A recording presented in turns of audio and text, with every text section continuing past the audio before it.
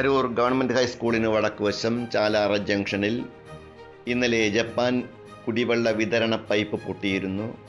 റോഡിൽ വലിയ ഗർത്തം രൂപപ്പെട്ടു. അടുത്ത വീടുകളിൽ വെള്ളം കയറിയിരുന്നു. കുടിവെള്ള വിതരണം പുനഃസ്ഥാപിക്കാനായി പൈപ്പ് നന്നാക്കാനുള്ള തീവ്ര ശ്രമം നടക്കുകയാണ്. എത്രയും വേഗം ജലവിതരണം പുനഃസ്ഥാപിക്കുമെന്നാണ് അധികാരികൾ പറയുന്നത്. ദൃശ്യങ്ങൾ.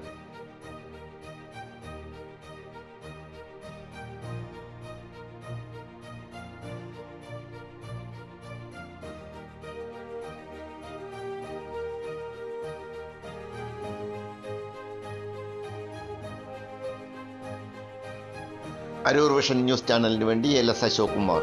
നന്ദി.